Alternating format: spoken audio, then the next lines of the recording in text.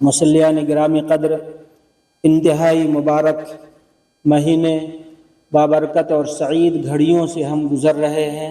अल्लाह की फ़यूज़ व बरक़ात और अल्लाह की सआदतें और बरकतें हमारे ऊपर, तमाम मुसलमानों के ऊपर, आलम इस्लाम के ऊपर, आलम इंसानियत के ऊपर, कायनात के ऊपर बिखेरी जा रही हैं। और अल्लाह ताला की रहमत के साए में इस बाबरकत महीने में हम सब लोग हैं। अल्लाह ताला ने इस महीने की इन फ़र्ज़ नमाज़ों का सवाब एक फ़र्ज़ को 70 के बराबर कर दिया है, नवाफिल के सवाब को फ़र्ज़ के दर्जे में कर दिया है। अल्लाह ताला ने ये ऐलान कर दिया है कि मेरे बंदों मुझसे मांगो मैं इनायत करूँगा। और अल्लाह ताला को इस बात पे शर्म आती है कि अल्लाह का बंदा अल्लाह से हाथ उठा करके मांगे और अल्लाह ताला उसको ज़ीरो खाली हाथ वापस कर दे, ये अल्लाह ताला को नापसंद है।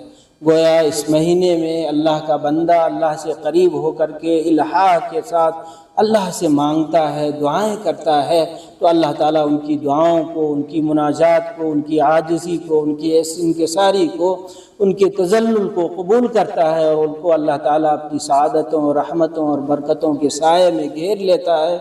अल्लाह के फ़रिश्ते अपने साए में उसे रखते हैं और उन साअतों में से रमज़ानुल मुबारक की अज़ीम साअतों में से लैलतुल क़द्र की साअत और घड़ी है जो हमारे दरमियान आने वाली है, जो रमज़ानुल मुबारक के आखिरी अशरे में है। ये वो रात है जिस रात को अल्लाह ताला ने इरशाद फरमाया कि इन्ना अंज़लनाहु फ़ी लैलतिल क़द्र, हमने इस कुरान अज़ीम को, कुरान मुक़द्दस को लैलतुल क़द्र में नाजिल किया है। वमा अदराका मा लैलतुल क़द्र, तुम्हें क्या मालूम कि लैलतुल क़द्र, क़द्र की रात क्या है।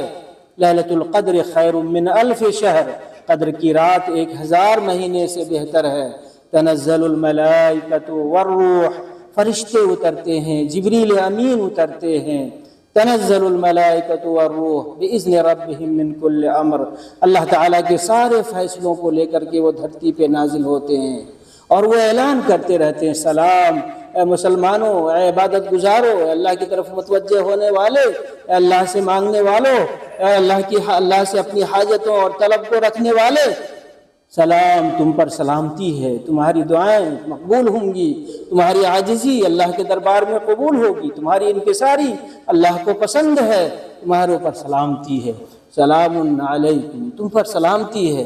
हिय हत्ता मतलाइल फज्र, और ये तुलुए फज्र तक अल्लाह के फरिश्ते ऐलान कर रहे होते हैं। अल्लाह ताला ऐलान कर रहा होता है कि बंदो हलुम्मु इलैया, आओ मेरी तरफ, या बाग़ी अल खैर, ए खैर के चाहने वाले, चले आओ अपने रब के पास, मांगो अपने रब से, जो चाहिए तुम्हें वो अल्लाह इनायत करेगा। और हर इंसान गुनाहों का पुलिंदा है। अल्लाह ताला ने फरमाया है, वक़ुल या इबादी अल्लज़ीना असरफ़ू अला अनफुसिहिम ला तक़नतू मिर रहमतिल्लाह, ऐ मेरे वो बंदे जो गुनाहों में लथपथ हैं और गुनाहों की वजह से, कसरत गुनाह की वजह से दिल स्याह हो गया है, वो मांग नहीं पाते, अल्लाह की तरफ तड़प नहीं पैदा होती, अल्लाह की तरफ माइल नहीं होते। ला तक़नतू मिर रहमतिल्लाह, अभी वक्त है कि अल्लाह से मायूस मत हो, पलट आओ अपने रब की तरफ, मांगो अपने रब से, तुम्हारा रब तुम्हें देने के लिए तैयार है। वमन यग़फ़िरुज़्ज़ुनूब इल्लल्लाह, अल्लाह के अलावा कौन है जो गुनाहों को माफ़ कर सकता है। इन्नल्लाह यग़फ़िरुज़्ज़ुनूब जमीआ, अल्लाह सारे गुनाहों को माफ़ कर देता है। बंदो आओ रब की तरफ और मांगो अपने गुनाहों की माफ़ी, मांगो अपने रब से। अल्लाह ताला, अल्लाह के नबी फरमाते हैं कि वो बंदे जो अल्लाह से नहीं मांगते हैं वो बंदे बखील हैं। वो बंदे जो अल्लाह से नहीं मांगते हैं अल्लाह उनसे नाराज हो जाता है। इन्नल्लाह यग़ज़बु अलैहि मन ला यदऊह, जो अल्लाह से नहीं मांगता है अल्लाह ताला उससे गज़बनाक हो जाता है। इन्नहु बखीलुन मन ला यदउल्लाह, वो बखील इंसान है जो अल्लाह ताला को मांगता नहीं, अल्लाह ताला से गिड़गिड़ाता नहीं, अल्लाह के सामने रोता नहीं है। अल्लाह के नबी सल्लल्लाहु अलैहि वसल्लम इरशाद फरमाते हैं, सबअतुन युज़िल्लुहुमुल्लाह यौमन ला ज़िल्ला इल्ला ज़िल्लुह, 7 लोग ऐसे हैं जिनको अल्लाह ताला अपने अर्श के साए में उस दिन जगह देगा जिस दिन कोई साया नहीं मिलेगा इंसान को, और परेशान होगा हर इंसान।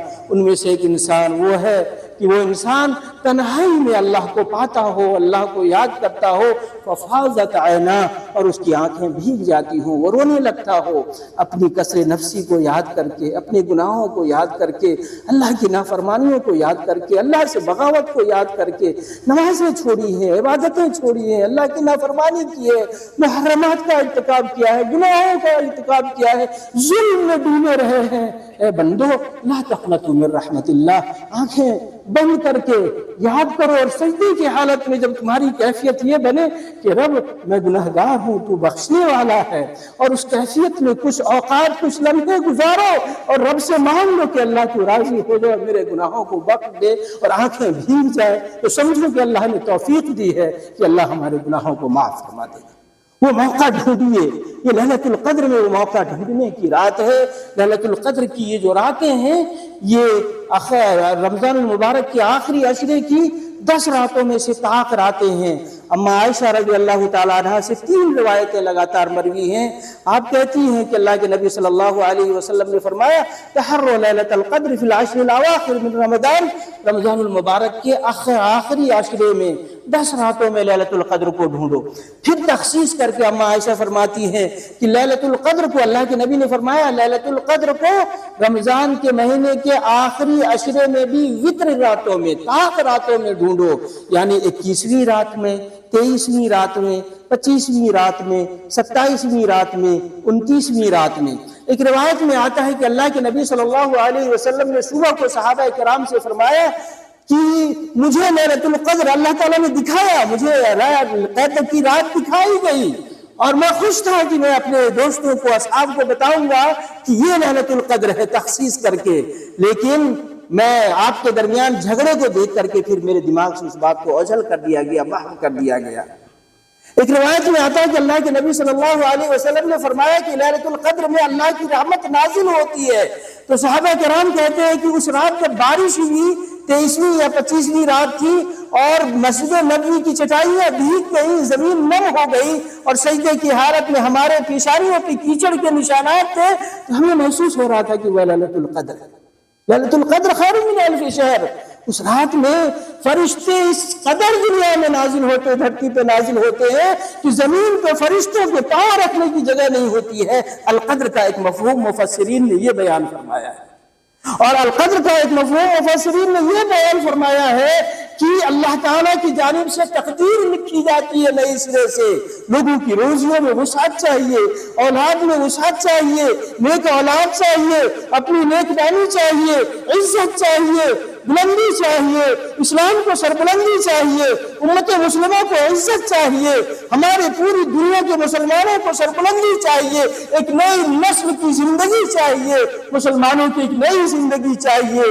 اللہ تعالیٰ ان ساری تقدیروں کو لکھنے کے لیے تیار ہے۔ امت مسلمہ اخلاص نیت کے ساتھ اس رات میں حضور قلبی کے ساتھ، الہا کے ساتھ چمٹ کر کے اپنے رب سے وہ مانگ لے تو لیلۃ القدر خیر من الف شہر، 1000 مہینہ 84 سال کے برابر کا ہوتا ہے۔ پوری ایک انسان کی زندگی، بلکہ یہ 1 صدی کے قریب پوری ایک نسل ختم ہوتی ہے اور ایک دوسری نسل تیار ہو کر کے جوان ہوتی ہے۔ وہ اسلامی نسل ہو سکتی ہے جس کے لیے ہم دعا مانگ لیں اس رات میں، اور ہماری آنے والی نسل، ہماری اولاد، ہمارے بیٹے، ہماری بیٹیاں، ہمارے پوتے، ہمارے ناتے اور نواسیاں، یہ ایک نئی نسل تیار ہوگی جو اسلامی نسل کے حاملین ہوں گے، اور اللہ کے لیے اور اللہ کے دین کے لیے فدائیانہ جذبات رکھ کر کے اس جذبے کے ساتھ سرشار ہو کر کے اللہ کے دین کی سربلندی کے لیے کھڑے ہو سکتے ہیں۔ یہ رات ہے، اس رات کے لیے ہمیں اللہ سے مانگنا چاہیے کہ رب وہ رات عنایت فرما دے، اور اس رات جب وہ رات آ جائے تو رب ہمیں وہ توفیق دے دے کہ اس رات کی فضیلت کو ہم سمیٹ سکیں، برکات کو سمیٹ سکیں۔ اس رات کی فضیلت کی سب سے اہم ترین بات یہ ہے کہ انا انزلناہ فی لیلۃ القدر، قرآن مقدس کو اس رات میں نازل کیا گیا ہے۔ یہ قرآن مجید ساری دنیا کے انسانوں کی تقدیر کے فیصلے کرنے والی کتاب ہے، پوری دنیا کے لوگوں کے لیے سیدھے راستہ دکھانے کی یہ کتاب ہے، پوری دنیا کے انسانوں کو ان اللہ یرفع بہذا الکتاب اقواما، قوموں کو اللہ تعالیٰ اس کتاب کے ذریعے سے ان کی تقدیروں کو بلند کر دیتا ہے، زمین سے اٹھا کر کے ثریا اور آسمان تک پہنچاتا ہے، وَيَدْعُ بِهِ آخَرِينَ، اور اس کتاب ہی کے ذریعے سے دوسرے لوگوں کو ذلیل اور رسوا کرتا ہے، پاتال میں پہنچاتا ہے، تحت ثری میں پہنچا دیتا ہے۔ وجہ یہ ہے کہ جو لوگ اس قرآن مقدس کو، اللہ کی کتاب، اللہ کے احکامات کو سمجھ کر کے اس کتاب کو اپنے سینے سے لگاتے ہیں، تلاوت کرتے ہیں، مطالعہ کرتے ہیں، مفہوم کو سمجھتے ہیں، رب تو مجھ سے بات کر رہا ہے، اس بات کا احساس کرتے ہیں، رب تو مجھ سے کیا کہہ رہا ہے، میں اس پر عمل کرنے کے لیے تیار ہوں، یہ شعور وہ اپنی زندگی میں پیدا کرتے ہیں۔ رب تیرا یہ کلام ہے، میں اس سے محبت کرتا ہوں اور تیری ہر بات پر میں اپنی جان نثار کرنے کے لیے تیار ہوں۔ یہ جذبہ اپنے اندر موجزن کرتا ہے ایک مومن بندہ، اور اس پیغام کو لے کر کے لوگوں تک پہنچتا ہے تو رب اس کو تقدم دیتا ہے، عزت دیتا ہے، سربلندی دیتا ہے، عنایتوں سے نوازتا ہے، فضل سے نوازتا ہے۔ ان اللہ یرفع بہذا الکتاب اقواما، اور جو لوگ قرآن مجید کو طاقوں میں سجا کر کے رکھتے ہیں، وہ یہ کہتے ہیں نعوذ باللہ من ذالک، شرم نہیں آتی ایسے لوگوں کو کہ قرآن ہمارے سمجھنے کی کتاب نہیں ہے۔ اللہ تعالیٰ فرماتا ہے کہ وَلَقَدْ يَسَّرْنَا الْقُرْآنَ لِلذِّكْرِ فَهَلْ مِن مُّدَّكِرٍ، ہم نے قرآن کو ہدایت کے لیے آسان ترین بنایا ہے، کوئی ہے جو اس سے ہدایت حاصل کرے، کوئی ہے جو اس سے نصیحت حاصل کرے؟ إِنَّ الَّذِينَ يَسْتَكْبِرُونَ عَنْ عِبَادَتِي، جو لوگ میری عبادت سے اور قرآن کے ذکر سے اعراض کرتے ہیں، اللہ تعالیٰ ایسے لوگوں کو جہنم میں داخل فرمائے گا، رسوا کر کے داخل فرمائے گا۔ وَمَنْ أَعْرَضَ عَنْ ذِكْرِي فَإِنَّ لَهُ مَعِيشَةً ضَنْكًا، جو میری یاد قرآن کی تلاوت سے اور اللہ کی عبادت سے غافل ہو جاتا ہے، فَإِنَّ لَهُ مَعِيشَةً ضَنْكًا، اس کی روزی کو تنگ کر دیا جاتا ہے۔ وَنَحْشُرُهُ يَوْمَ الْقِيَامَةِ أَعْمَىٰ، ایسے لوگوں کو قیامت میں ہم اندھا کھڑا کریں گے۔ قَالُوا لِمَا حَشَرْتَنِي أَعْمَىٰ وَقَدْ كُنتُ بَصِيرًا، رب اندھا کیوں پیدا کیا آج کے دن، قیامت کے دن؟ میں تو آنکھوں والا تھا، دنیا میں دیکھ رہا تھا۔ قال كذلك أتتك آياتك فتنسى وكذلك اليوم تنسى، دنیا میں ہماری آیتیں پڑھ کے تمہیں سنائی جاتی تھی، لائی گئی تھی یہ آیتیں تمہیں پڑھنے، سمجھنے کے لیے، عمل کرنے کے لیے، تم نے اسے پس پش ڈال دیا، بھلا دیا۔ وَكَذَلِكَ الْيَوْمَ تُنْسَىٰ، آج میں نے بھی تمہیں بھلا دیا۔ جاؤ، کون اللہ ہے، کون ہے تمہارے لیے، کون سی طاقت ہے جو تمہیں جہنم سے بچا سکتی ہے، وہ طاقت، اور جنت دلا سکتی ہے؟ آج آؤ ہم دیکھ لیتے ہیں۔ یہ بہت بڑی بات ہے، اس لیے یہ عظیم رات جو لیلۃ القدر ہے، اس کی جو عظمت ہے، اس کی عظمت قرآن مجید کی نزول کی وجہ سے۔ قرآن مجید اللہ کا کلام ہے، اللہ تعالیٰ نے لوح محفوظ سے لیلۃ القدر میں قرآن مجید کو آسمان دنیا پر بیت العزت میں نازل فرمایا، اور پھر وہاں سے اللہ کے نبی صلی اللہ علیہ وسلم کے قلب کے اوپر 23 سال کی مدت میں 13 سال تک لگاتار مکے میں اور 10 سال لگاتار مدینے میں جستا جستا اللہ کے نبی پر نازل فرمایا۔ اللہ کے نبی پر قرآن نازل ہوتا تھا، آپ پڑھتے تھے۔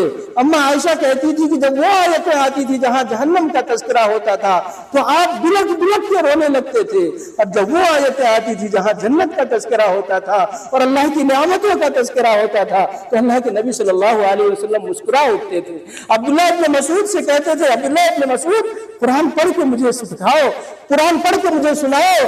عبداللہ ابن مسعود کہتے تھے کہ اللہ کے رسول، قرآن تو آپ پر نازل ہو رہا ہے، آپ سمجھ رہے ہیں، آپ ہمیں سمجھاتے ہیں، آپ ہمارے دلوں کا تزکیہ کرتے ہیں تلاوت قرآن کے ذریعے سے، میں آپ کو کیسے سناؤں؟ اللہ کے نبی کہتے تھے، مسعود سناؤ، ابن مسعود سناؤ، میں قرآن سننا چاہتا ہوں، تمہاری آواز بڑی پیاری ہے۔ قرآن کو بہت محبت کے ساتھ اچھی آواز میں پڑھنے کی کوشش کرنی چاہیے، دل میں محبت پیدا ہونی چاہیے قرآن پڑھتے ہوئے۔ چنانچہ عبداللہ ابن مسعود قرآن پڑھتے تھے اور اللہ کے نبی صلی اللہ علیہ وسلم روتے تھے۔ ایک بار عبداللہ ابن مسعود نے تلاوت کرتے کرتے محسوس کیا کہ اللہ کے رسول صلی اللہ علیہ وسلم رو رہے ہیں، نگاہ اٹھا کے دیکھا تو واقعی رو رہے تھے۔ عبداللہ ابن مسعود نے کہا کہ اللہ کے رسول آپ رو رہے ہیں؟ کہا کہ جب تم اس آیت پہ پہنچے کہ اس دن کیا حال ہوگا جب لوگوں کو گواہ کھڑا کریں گے امتوں کے اوپر، اور اے رسول تمہیں ان امتوں کے اوپر گواہ بنا کر کے کھڑا کریں گے، اے اللہ میں گواہی کے لائق ہوں کہ نہیں، اس ڈر سے میرے آنکھوں سے آنسو بہہ گئے۔ قرآن کو پڑھیے اس انداز میں کہ وہ آیتیں جہاں اللہ تعالیٰ ہمیں ڈراتا ہے ہمارا دل کہاں اٹھ جائے. الم یعن للذین آمنوا ان تخشع قلوبهم لذکر اللہ، کیا اہل ایمان کے لیے وہ وقت اب بھی نہیں آیا کہ جب اللہ کی آیات کی تلاوت ہو ان کا دل ڈر جائے، کانپ اٹھے خشیت الہی سے، بے تاب ہو جائے، اپنے رب کے لیے وہ مشتاق ہو جائے؟ ایسا وقت نہیں آیا اہل ایمان کے لیے؟ وہ وقت آنا چاہیے. تو لیلۃ القدر میں اس رات میں اللہ رب العالمین کی طرف توجہ کرنا ہے. رمضان کا پورا مہینہ توجہ اور عنایت کا مہینہ ہے، لیکن لیلۃ القدر میں خصوصی طور سے ہماری توجہ اپنے رب کی طرف ہونی چاہیے. اس رات میں ہمیں کرنا کیا ہے؟ کیا اس رات میں مٹر گشتی کرنی ہے، گپ شپ کرنا ہے، پوری رات جگ کر کے کھانے پینے کا انتظام کرنا ہے؟ نہیں میرے بھائیوں، اس رات کا ایک ایک لمحہ قیمتی ہے ہمارے لیے، اور اس رات میں ہمیں فرائض نمازوں کا اہتمام کرنا ہے، صدقات و زکوٰۃ کا اہتمام کرنا ہے، اپنے پڑوسیوں اور رشتہ داروں میں سے جو ضرورت مند ہیں ان کے مسائل حل کرنے ہیں، نوافل کا اہتمام کرنا ہے، قرآن کی خوب تلاوت کرنی ہے، اللہ تعالیٰ سے چمٹ کر کے دعائیں مانگنی ہے، استغفار کرنا ہے، معافی طلب کرنی ہے، مختلف کام ہیں. یہ سارے کام اس رات میں ہمیں کرنے ہیں. اللہ کے نبی صلی اللہ علیہ وسلم نے ارشاد فرمایا کہ وما تقرب الی عبدی بشیء احب الی مما افترضت علیہ. اللہ کے بندے مجھ سے سب سے زیادہ قریب اس وقت ہوتے ہیں جب میرا فرض کیا ہوا فرض اعمال وہ ادا کرتے ہیں، اور اس کے بعد وما یزال عبدی یتقرب الی بالنوافل، اور فرض پڑھنے کے بعد، فرض عبادات کرنے کے بعد نوافل کے ذریعے سے دھیرے دھیرے وہ میرے قریب ہوتا چلا جاتا ہے اور قریب ہوتا جاتا ہے. جتنے نوافل کا اہتمام کرتا اتنا قریب ہوتا جاتا ہے. اور پھر اس کے بعد اللہ کے نبی فرماتے ہیں حتی احبہ، یہاں تک کہ اس بندے کو میں اپنا محبوب بنا لیتا ہوں، جگری بنا لیتا ہوں، خاص بنا لیتا ہوں. یہ اللہ تعالیٰ کی عنایت ہے، حدیث قدسی ہے یہ. اللہ کے نبی فرماتے ہیں، پھر اس کے بعد فرماتے ہیں فَإِذَا أَحْبَبْتُهُ كُنْتُ سَمْعَهُ الَّذِي يَسْمَعُ بِهِ، اور جب میں اسے پسند کر لیتا ہوں، محبوب بنا لیتا ہوں، تو اس کے کان ہو جاتا ہوں، وہ وہی سنتا ہے جو میں سنانا چاہتا ہوں. میں وہی اس کی آنکھ بن جاتا ہوں، میں وہی دکھاتا ہوں جو مجھے پسند ہے، اور بندہ وہی دیکھتا ہے جو میں اسے دکھاتا ہوں. اور میں اس کا ہاتھ بن جاتا ہوں التی یبطش بہا، جس سے وہ کام کرتا ہے، گویا کہ وہ برے کام کرنا ہاتھ سے چھوڑ دیتا ہے. ورجلہ التی یمشی بہا، میں اس کا وہ پیر بن جاتا ہوں جس سے وہ چل کر کے نیکی کی طرف دوڑ کر کے آتا ہے، اچھائیوں کی طرف لپکتا ہے. وَإِنْ سَأَلَنِي لَأُعْطِيَنَّهُ، اور جب وہ مجھ سے مانگتا ہے تو یہ تاکید ہے، لا اعطینہ. عربی جاننے والے اس فصاحت کو جانتے ہیں. ایک تاکید تو لا ہے اور دوسری اعطینہ، میں اسے ضرور دیتا ہوں ایسے بندے کو. جب وہ بندہ فرض کیا ہے کا اہتمام کر کے، نوافل کا اہتمام کر کے میرے قریب ہو جاتا ہے، میں اسے سب کچھ عنایت کر دیتا ہوں. وہ جو مانگتا ہے میں اسے عنایت کر دیتا ہوں. وَلَئِنْ اسْتَعَاذَنِي لَأُعِيذَنَّهُ، اور مجھ سے جب پناہ مانگتا گناہوں سے، بخشش چاہتا مجھ سے، میں اس کے گناہوں کو بخش دیتا. کیا وہ رات ایسی نہیں جس رات میں ہمیں اپنے رب کے سامنے گڑگڑانا چاہیے، اپنے رب سے مانگنا چاہیے؟ یقیناً وہ رات ایسی رات ہے جو ہمیں مانگنی چاہیے. یہ بہت عظیم بات ہے کہ اس رات میں دعاؤں کا اہتمام کرنا ہمارے لیے بہت ہی اہم ہے.